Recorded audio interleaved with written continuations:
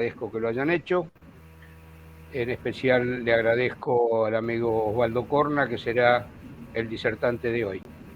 Así que sin más trámite, le paso la posta a Héctor Tardino, que será el moderador de hoy y manejará el resto del tiempo. Gracias. Adelante, Héctor. Bueno, muchísimas gracias. Bienvenidos amigos. Es para mí un placer volvernos a encontrar para tocar estos temas que tanto nos apasionan a nosotros, que son todos aquellos temas relacionados con el General San Martín, con la campaña de los Andes y con todas aquellas cosas que tuvieron que ver para poder llevar a buen puerto toda su estrategia. Hoy va a disertar, como bien dijo Daniel, el ingeniero Osvaldo Corna. Osvaldo es docente universitario y es un ferviente estudioso de San Martín como hombre y como estratega. Él hoy va a disertar sobre el tema de Álvarez Condarco y Fray Luis Beltrán como engranajes fundamentales de la campaña de los Andes. Los dejo en presencia de Osvaldo. Osvaldo, buenas noches, adelante. Bueno, muchísimas gracias por la convocatoria a la asociación. Para mí es gratísimo estar en contacto con ustedes. Daniel sabe que, bueno, el año pasado y parte de este año fueron bastante complicados con los horarios para participar más seguido, pero bueno, es reconfortante poder retomar. Y que ya están las cosas, los melones acomodados en el carro, calculo que a partir de ahora vamos a vernos más asiduamente. En realidad, yo lo que hice es hacer una unión de toda la información que rodea a la persona, o sea, que rodea a General San Martín como hombre, y sacarlo del bronce. O sea, mi postura siempre fue que a nuestros héroes los tenemos que recordar todos los días, y no una vez por año les trae el bronce y llevarle una corona de flores. Y San Martín es un ejemplo de ello. Se ganó el respeto a nivel mundial en todos los aspectos de lo que puede ser un gran hombre. Y hay algunas cosas que vale la pena resaltar, y a eso voy. Primero vamos a ponernos en contexto en dónde estamos parados, para poder entender un poco mejor a dónde vamos. Y va a venir con fechas la cosa. Eso que de golpe me van a ver que veo el machete, porque no todas las fechas las tengo memorizadas, ni conviene tampoco. Pero, por ejemplo, la Universidad de Córdoba se funda en 1613, mucho antes que la Real Academia de Ciencias de Inglaterra, que se funda en 1660. ¿Por qué digo esto? Porque se da como fecha de inicio de la era de la Iluminación, o sea, se acaba con el oscurantismo, como fecha de partida la creación de la Real Academia de Ciencias con base en Inglaterra. Ahí acuden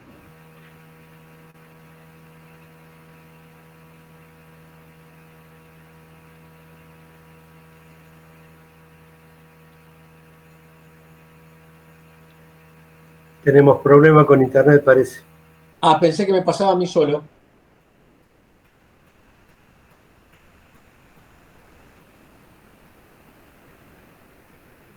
Se ha frisado Osvaldo. Qué macana.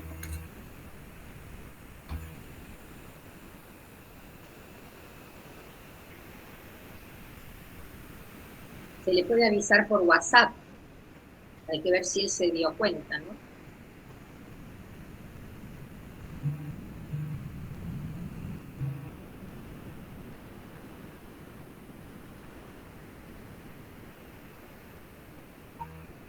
Osvaldo, no está saliendo la charla, no se te está escuchando.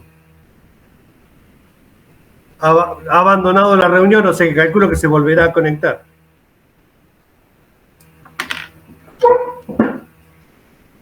Ahí veo a José María. Me gustaría saber quién es porque no lo conozco. Hola, ¿qué tal? Me pongo la cámara, estoy todo. Vine de buscar unas cosas en Ballester, yo estoy viendo un chilador. Soy amigo de Osvaldo. ¿Amigo de? De Osvaldo. De Osvaldo. Bien. Sí, sí. Él me invitó también, fanático de la historia, particularmente de San Martín. Así que me invitó a escucharlo. Bueno, buenísimo. Muchas gracias por acompañarnos. Y si nos mandás, aunque sea en el chat, tu correo electrónico, te seguiremos informando cuando hagamos otra charla. Ahí lo mando.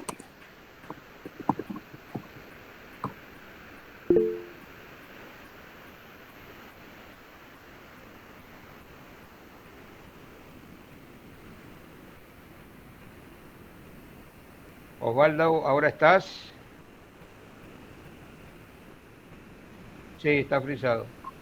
Ahí está. Ahí aparecimos de nuevo. Aparecimos de vuelta. Bueno, yo no los veo, pero no importa. Podemos seguirlo. Estabas en el momento de la creación de la Universidad Nacional de Córdoba comparada con la Real Academia Inglesa. Macanudo. ¿Por qué es importante este hito de la Universidad de Córdoba? Porque no todos nuestros personajes, de los que vamos a hablar hoy, en cierta forma vienen de escuelas que fueron creadas a partir de la Universidad de Córdoba, o sea, de la enseñanza jesuítica, y en el caso de Beltrán y de Condarco, estudian en Mendoza,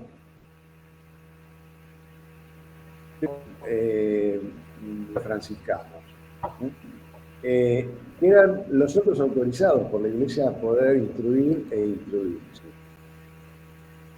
No nos olvidemos que estamos en plena ebullición de lo que era todavía la hegemonía eclesiástica y en cuanto a lo que era no solamente la educación, sino en la economía de muchos países. ¿Qué pasa en el resto del mundo? Bueno, tenemos la Guerra de Independencia Norteamericana en el 1783, la Revolución Francesa en 1799, la Guerra Civil estadounidense en 1861 en 1865. Y ahí en el medio estábamos nosotros.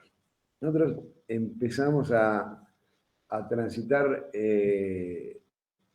esta partecita que estamos tratando de la historia a partir de la llegada de San Martín a estas tierras del Río de la Plata.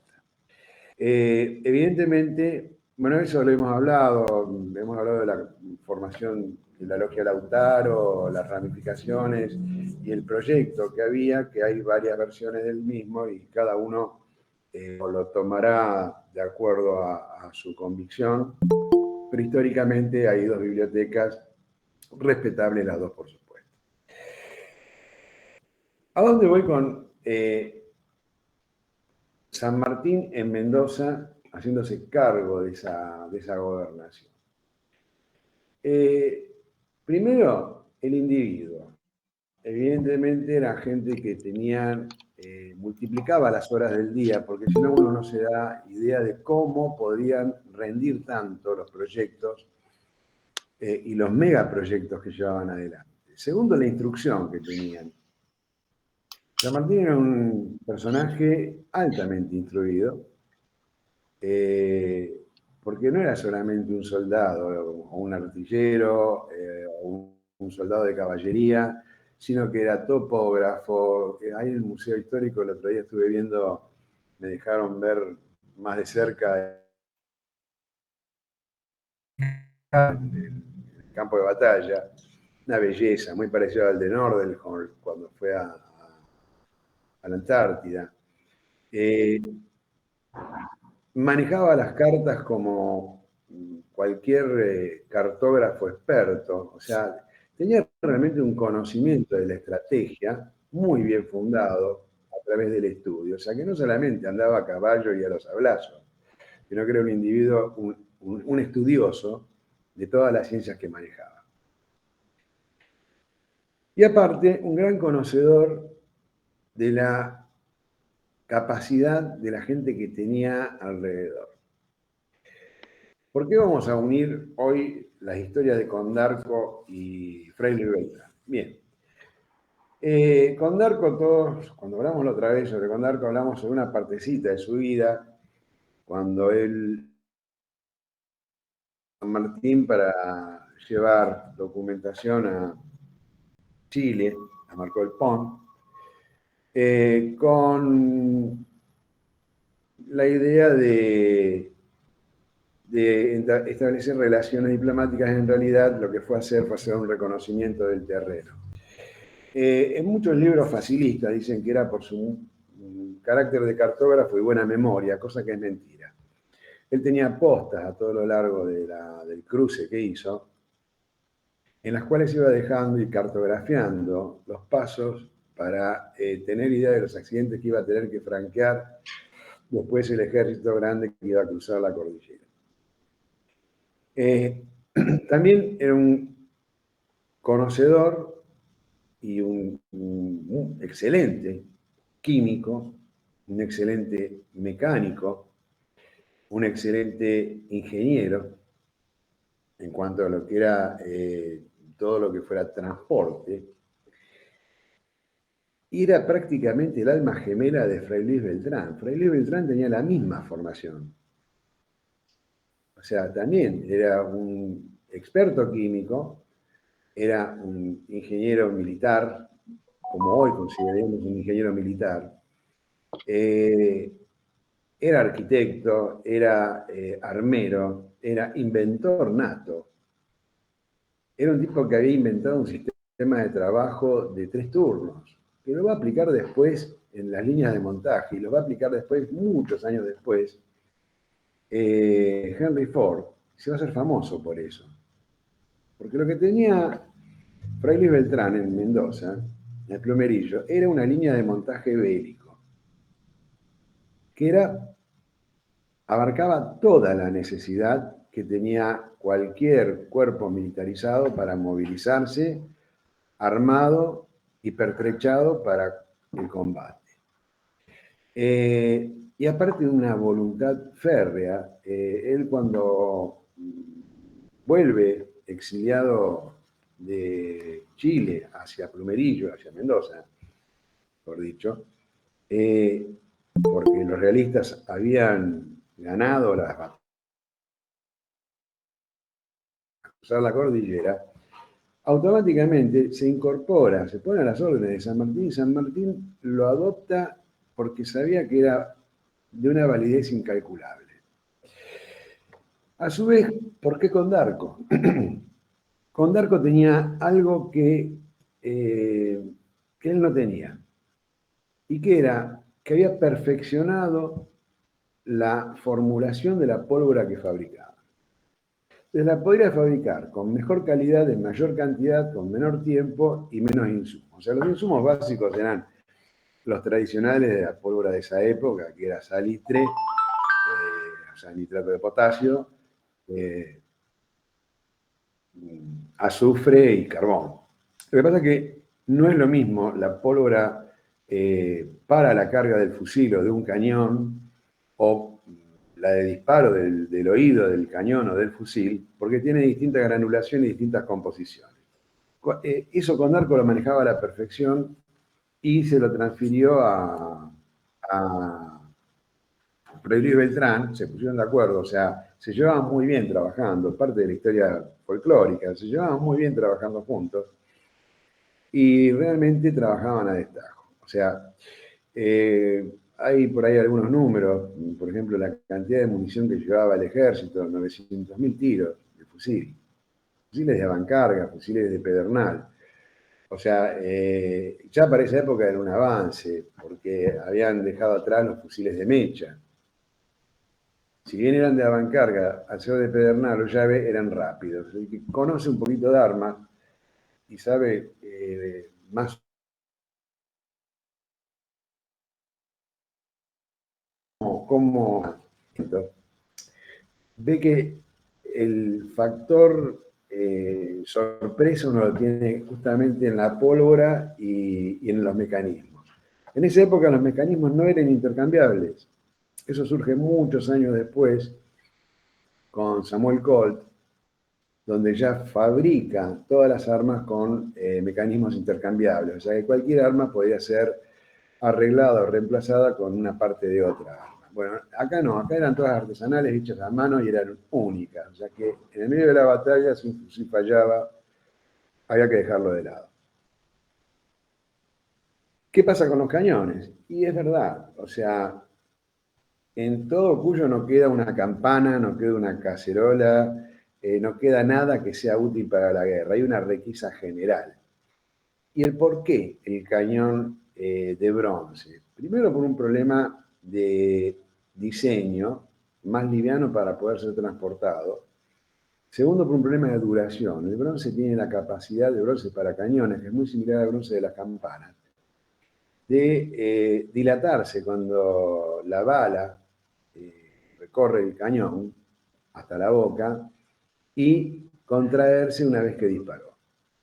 El hierro, y ustedes lo van a ver en todos los museos, generalmente en los museos donde hay material bélico naval, eran de hierro, por un problema de que disparaban con menos cadencia y menos tiros, menos vida útil. Así quedaban. Eran muy factibles de que se fatigaran y explotaran, o sea, estallaran en la cámara de combustión y alrededor de eso se llevara todo lo que tenía puesto. Generalmente los cañones de los barcos eran de hierro, excepto los ingleses y algunos galeones españoles. O sea que el matrimonio de Condarco con Fray Luis Beltrán consigue que en muy poco tiempo San Martín consiga todo el armamento y los pertrechos que necesitaba. A costa de un sacrificio terrible, porque calculen que no es fácil tener 700 personas trabajando en 3 turnos. Este hombre evidentemente era un superdotado, se ha quedado sin voz, ronco, por dar órdenes a los gritos en el medio de una fábrica de esa época. Imagínense lo que sería, las fraguas funcionaban 24 horas por día, los yunques también, o sea, era un infierno de producción. ¿A dónde nos toca a nosotros con respecto a la personalidad de San Martín? San Martín era exigente, pero no era un tirano con su gente. O sea, los trataba y los valoraba de tal forma que se sentían obligados a cumplir más allá del deber. Prueba está que Beltrán, después de, bueno, una anécdota, después de Cancha Rayada, el ejército se queda prácticamente sin material bélico. Y cuando San Martín acude a Beltrán, le miente abiertamente. Dice, sí, no hay ningún problema, en pocos días tenemos todo de nuevo como para poder reencauzar nuestra gesta. No tenían nada. No tenían nada, o sea, se habían quedado prácticamente sin piezas de artillería, con muy pocos fusiles, con muy pocos sables. Hubo que fabricar todo de nuevo en escaso tiempo. Sin embargo, el tipo lo consigue. Y bueno, de ahí se dan las últimas batallas para la recuperación de Chile y la preparación de la campaña del Alto Perú, a la cual también se pliega Condarco y San Martín y Beltrán. Con una pequeña diferencia, él provee no solamente a las fuerzas de tierra, sino a las fuerzas navales de material bélico. Llegado a Perú, después de la reunión de Guayaquil, cuando San Martín ya regresa con idea de abandonar el territorio realmente, porque esa reunión tan misteriosa tiene sus aristas que hay varias, y fueron las decisorias para que San Martín emprendiera viaje a Europa. Fray Luis Beltrán se queda a las órdenes de Bolívar. Y Bolívar, no se sabe bien por qué, si por un problema de celo, venganza o qué, le exige a Fray Luis Beltrán la entrega de una cierta cantidad de armas, creo que eran 1000 y pico de fusiles, elementos, sables y algunos que habría que reparar en el término de 3 días. Bueno, habían pasado cerca de 7 días y estaban todavía sin terminar, y lo amenaza con fusilarlo. Eso no lo soportó Fray Luis Beltrán, lo consideró una afrenta que él no podía soportar, porque él había dado su vida por todo eso que estaba haciendo, e intenta suicidarse. Y casi lo consigue. O sea, el tipo se encerró en su habitación y en un brasero volcó sustancias químicas que le causarían la muerte, pero lo rescatan a tiempo. Pero no queda bien psíquicamente. O sea, durante mucho tiempo estuvo vagando como pordiosero, siempre pensando que en cualquier momento Bolívar lo iba a hacer fusilar, asesinar. Hasta que una familia conocida de la zona, no la nombra, lo rescata, lo recupera, y es ahí donde emprende nuevamente el viaje a Chile, y de Chile pasa a Buenos Aires. Ahí se pliega a la campaña de la guerra con el Brasil y a servir con su sabiduría a las fuerzas de Brown, que es otro capítulo que también está emparentado con todo esto, porque Brown es otra figura que también la vemos en los cuadritos, pero es el creador de la infantería de marina.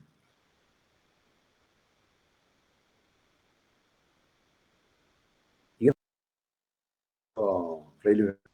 o sea que la visión que tuvo San Martín, no solamente de esa gesta casi imposible de llevar a cabo, de la estrategia utilizada, que todavía es estudiada en West Point como algo excepcional y respetado en cuanto país del mundo nombremos, era esa visión que tenía para juntar a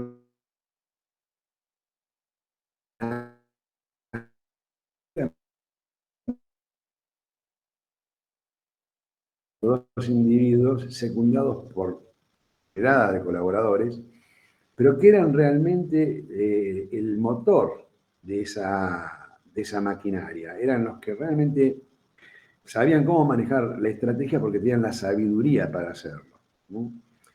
Dentro de las habilidades que tenía Fray Luis Beltrán, aparte de tener habilidades para poder inventar puentes para cruzar algunos pasos que tenían que cruzar, o sea, tenía conocimientos de ingeniería estructural, de arquitectura, había fabricado unas tipo carretillas para llevar algunas de las piezas de artillería más grandes, otras iban a lomo de mula. O sea, no había nada que el tipo no pudiera hacer. Se lo proponía, si no lo sabía, lo estudiaba y lo llevaba adelante. Manejaba hasta la medicina. Y en el campo de batalla, tener a alguien que maneje la medicina es tan valioso como tener a alguien que dispare bien. Porque es fundamental. Si bien había un cuerpo de médicos que pertenecían a ese ejército incipiente, dentro de ellos estaba Parisien, cargo de la parte sanitaria, tener en plena batalla a alguien que pudiera parar una hemorragia, por ejemplo, era fundamental. Era fundamental. Condarco y Beltrán siguen su vida en forma paralela, sirviendo al mismo fin. No se sabe bien en qué momento Condarco toma otro tipo de actividad indicada por San Martín. No hay una fecha exacta. Lo que sí hay algo que es coincidente, y es que los tres prácticamente tenían las mismas edades. Y que con excepción de Beltrán, que muere muy joven, Condarco y San Martín tienen una vida bastante larga. Siguieron viviendo mucho tiempo después de la gesta sanmartiniana en América. Beltrán no. Beltrán, después de participar de la guerra con el Brasil, se enferma y ahí él nota que ya está su salud muy quebrantada.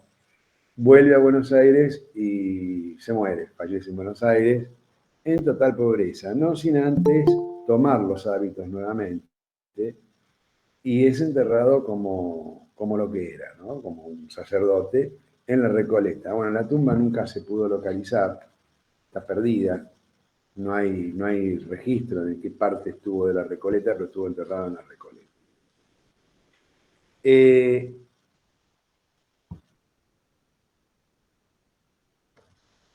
¿Qué pasó? Él muere en 1827. Bien, 1827, calculen que son 17 años después de 1810.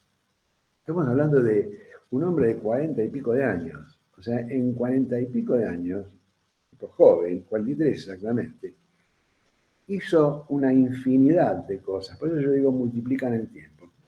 No sé cómo hacían, sobre todo teniendo en cuenta que se hizo todo a la luz de una vela. Recién la energía eléctrica se empieza a difundir a partir del último cuarto del siglo XIX y se empieza a iluminar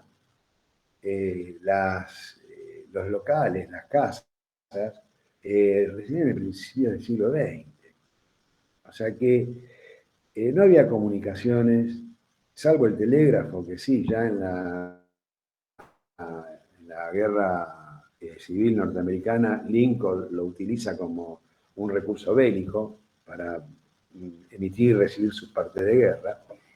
Salvo ese tipo de comunicaciones no había otra cosa, pero estamos hablando de 1860. O sea, muchos años después. En la época que actuaban ellos no había comunicaciones, no había transporte, no había, o sea, se trabajaba a la luz del día o de una vela, y a pesar de todo han hecho maravillas. Y sobre todo la calidad de lo que fabricaban. Cuando uno ve la calidad con que están hechas las armas de esa época, los sables, los cañones, el hecho de poder estandarizar la fabricación de municiones para llevar la pólvora y la bala dentro de la misma cartuchera, romper el cartucho de pólvora, cargar el fusil, introducir la bala y disparar. Ahorraba muchísimo tiempo. Y son cosas que uno dice, esta gente realmente tenía un manejo, un dominio del tiempo que nosotros no lo tenemos. A pesar de todos los alcances de la tecnología que tenemos al alcance de la mano, no disponemos de la capacidad de invención y de aprovechamiento que tenían estos individuos. Fíjense solamente el hecho de lo que es colar un cañón, o sea, fundir un cañón. Es una tarea ciclópea, cuando no hay maquinaria, porque eran aparejos, no había otra cosa. Había que levantar los crisoles con aparejos, volcarlos en los moldes y desmoldar la pieza, terminarla, acabarla, probarla, y después largarla al parque para decir, bueno, es apta. O sea, todo eso uno lo dice y parece una pavada, parece sencillo. No, no es nada sencillo. al punto de que la prueba de las armas de fuego, por ejemplo, en Inglaterra, se hacía en la Torre de Londres y salían selladas las armas que estaban aptas para su uso, porque las había probado un armero y había corroborado que la capacidad que tenía de carga era la correcta para la resistencia del cañón para el cual se había fabricado. Entonces, es admirable, y es admirable que San Martín haya elegido gente de esa capacidad. Y no se equivocó. No se equivocó. Entonces, vuelvo a nuestro tema. Es San Martín y sus hombres. Porque realmente, si no hubiera sido Beltrán o Condarco, hubiera sido algún otro porque lo hubiera buscado, porque lo necesitaba. Pero justamente se encontró con dos individuos que estaban altamente capacitados. Y se adelantó la época. Si uno estudia todo el movimiento que implicó el Ejército de los Andes, se adelantó a la época utilizando parte de la experiencia que traía de haber combatido en Europa, pero mejorándola. Él tuvo la capacidad de mejorar técnicas de combate que son admirables.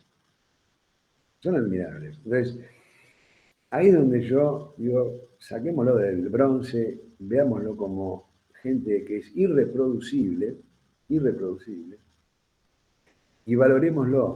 O sea, hay que difundirlo para que esta generación un poco el esfuerzo cotidiano, vean realmente que la patria se hizo con mucho esfuerzo, con mucha sangre, y no tenemos ningún derecho a romper lo que se ha conseguido con tanto esfuerzo y tanto sacrificio.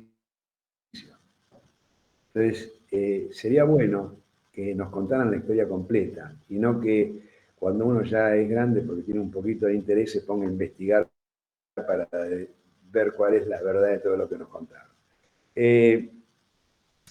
Evidentemente siempre va a haber interpretaciones, siempre va a haber pros y contras, pero en definitiva lo que nos queda en el tamiz es lo bueno que ha hecho toda esta cantidad de gente. Yo lo quería dejar acá nomás como una introducción para futuras charlas, pero ya más puntuales, sobre hechos que están documentados, que son charlables, o sea que podemos llegar a difundirlo.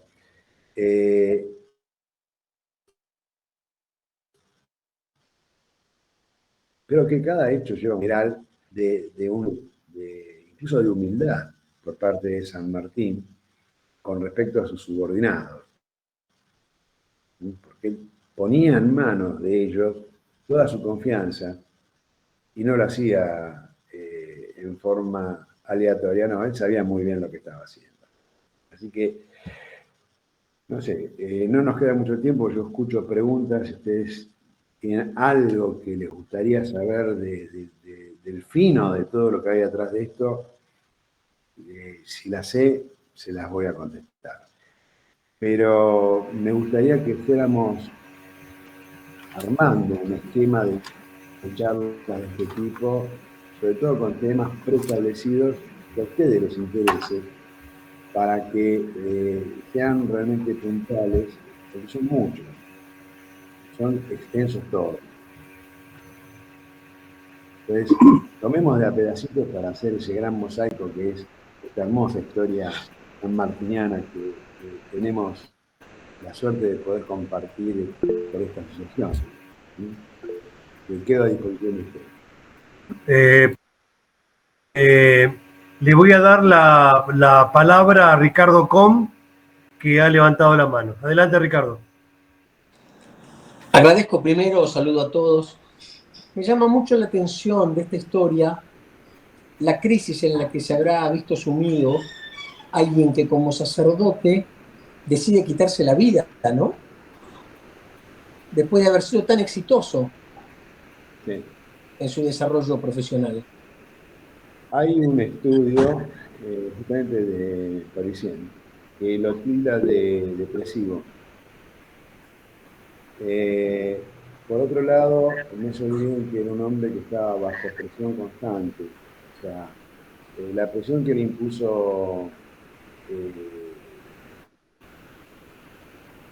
Bolívar fue tan grande y tan cretina, porque es la palabra, de obligarlo a hacer un imposible, que no la pudo.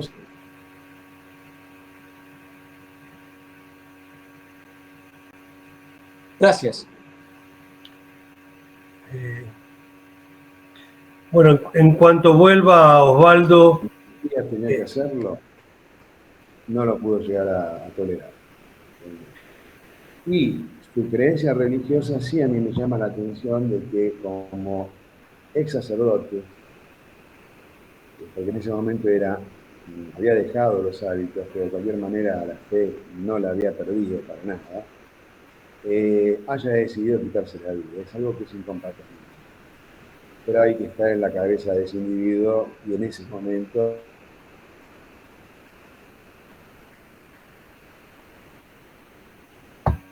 soportado las presiones que habrá soportado o cumplir. Es muy difícil. Le voy a proceder a darle la palabra a Daniel Lanfranchi, la pregunta a Daniel, y luego Gloria. Sí, ya que hablaste algo respecto a las armas, una duda que tengo hace rato y no la he podido evacuar.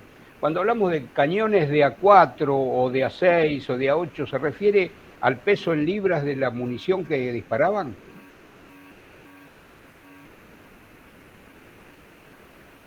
Sí, fíjate que incluso vas a ver lo más cercano que hay es el museo, el de Tigre, donde está el Museo Naval, o el Museo Histórico Nacional. Ahí hay varios cañones para ver cerquita. Fíjate que todos tienen un número, y es justamente el calibre que tenían, la munición que usaban. Esos, hay algunos que los tenés estriados, otros de animaliza, depende de lo que fueran a disparar. También en esa época se fabricaron granadas, o sea, no solamente la clásica bala de cañón de hierro, sino la hueca con pólvora adentro y metralla. Sí. O sea, se había llegado a fabricar munición de muy, muy alta capacidad efectiva. O sea, no, más, los españoles la tenían en poca cantidad. Recién, con el avance de la tecnología, en la guerra de secesión, Francia le arrima a Estados Unidos la munición ojival que conocemos hoy, con metralla interna, con explosivos internos. En ese momento eran simples bochas huecas con pólvora negra, metralla adentro y una mecha. Cuando se disparaba se prendía la mecha y bueno, tardaba el tiempo calculado en estallar y desparramar metralla en el campo de batalla. Así, generalmente se disparaba por encima de los cuerpos al cual se atacaba, para que la metralla justamente rociara la mayor cantidad de daño posible. Es terrible, también, pero es así. También había una que no recuerdo el nombre, que eran como 2 balas unidas por una cadena, y esa la usaban para desarbolar los barcos. Exactamente, esa era la munición naval. De esa munición vas a ver en el Museo de Tigre, cuando la gente en el agua. Es una munición que era justamente para desarbolar los mares. Terrible. En general, todas las armas de Animaliza, el número está determinado por cuántas municiones en una determinada cantidad de peso. Es probable. Y le doy la palabra a Gloria. Gracias, adelante, Gloria. Osvaldo. ¿Qué tal? Buenas noches a todos.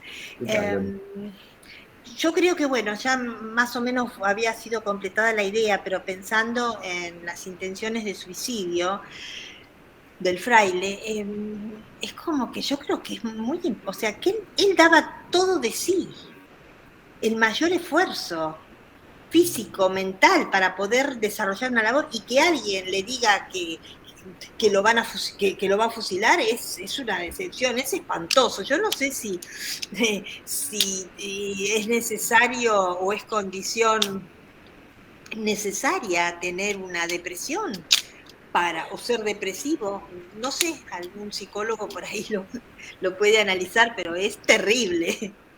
Suena terrible, no eso solamente. Vos fíjate que esa gente estuvo viviendo bajo un estrés constante durante muchos años de su vida, y el estrés o la fatiga de trinchera se nota, va desgastando al individuo, lo va desentrando. Y aparte, había algo que también, yo no lo mencioné, pero bueno, lo menciono ahora. Había una gran diferencia entre Bolívar y San Martín. San Martín era libertador, Bolívar era conquistador. Eso tenemos que recalcarlo, porque uno cuando habla de la historia de Bolívar,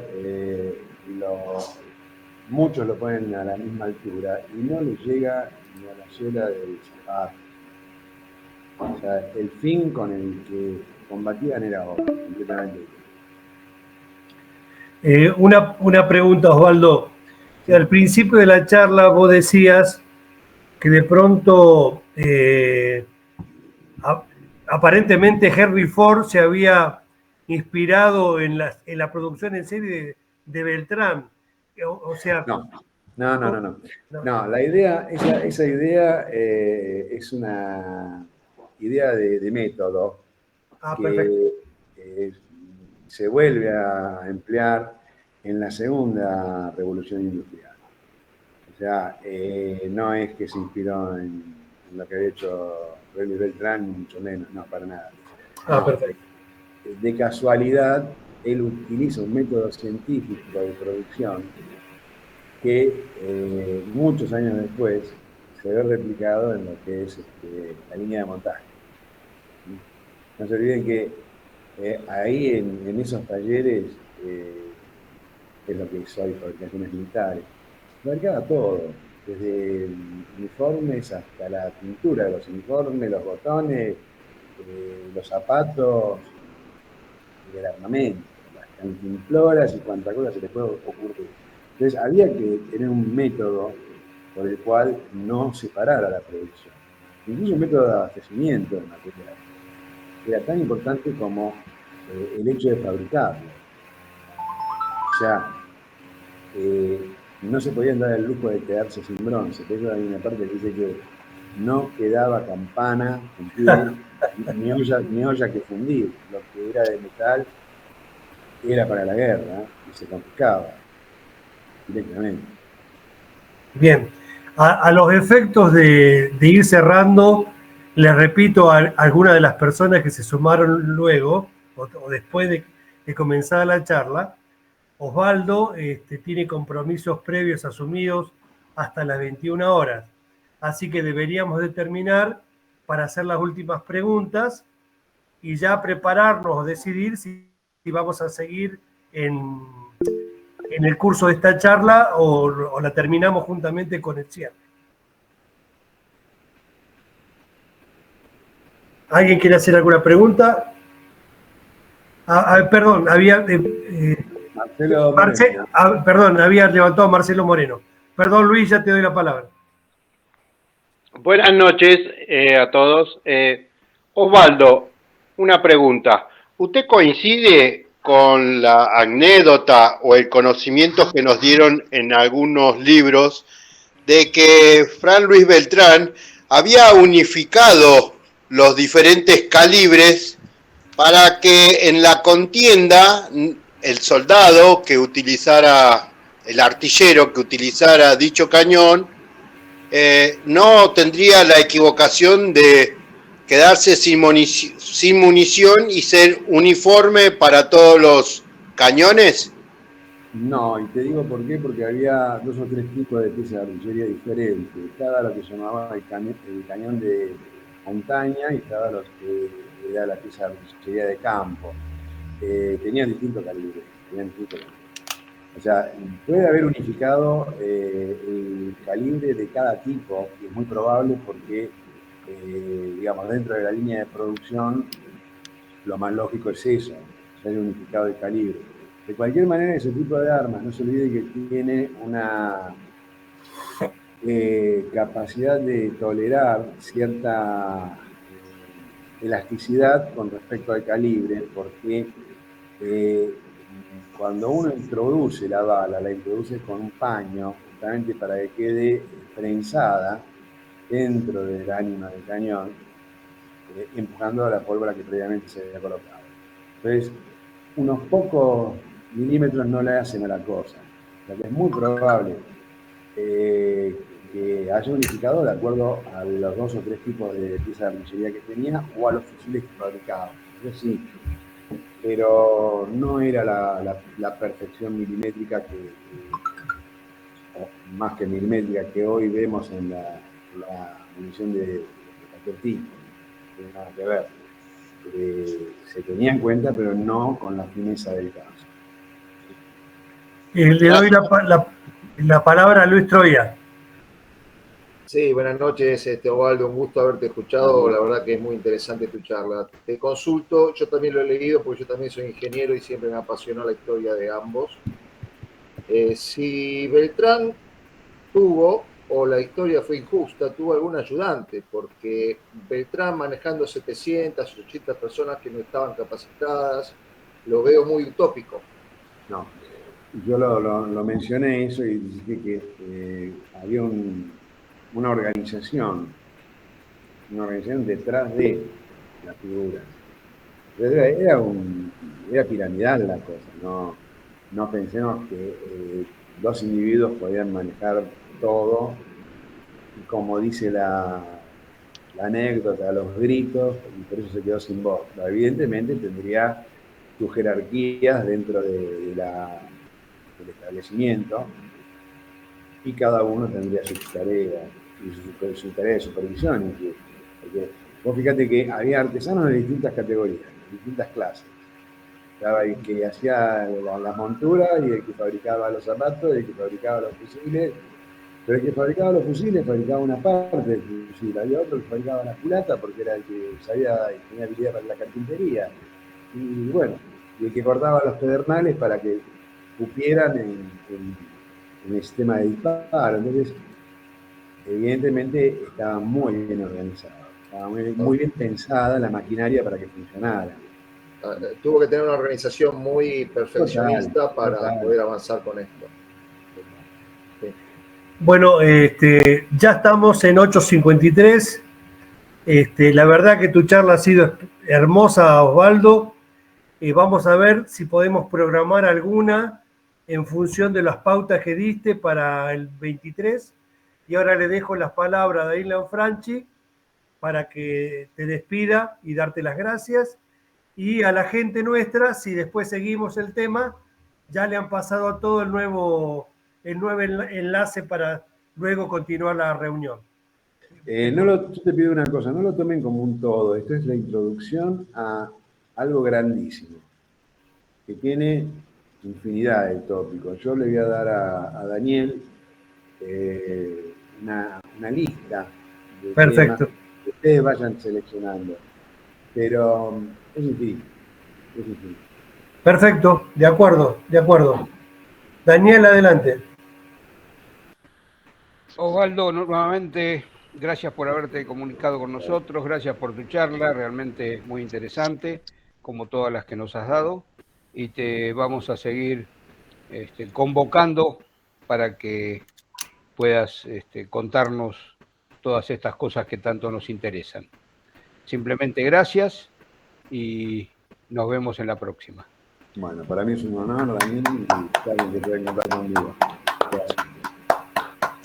Felicitaciones. Gracias, Osvaldo. Muchas gracias. Bien. Gracias. Hemos terminado puntuales. En tiempo. Bueno. Está por cortar en 2 minutos. Gracias. Listo. Bueno, nos comunicamos, seguimos la reunión. Listo. Nos vemos luego. Otro día. Bien. Dale. Gracias. Buenas noches. Buenas noches.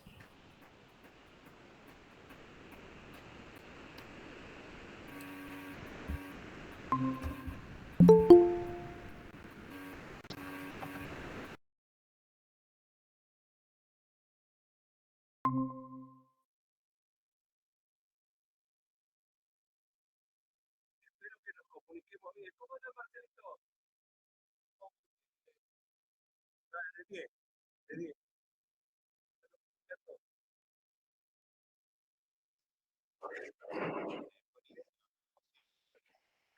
Te quieren con sabor a poco.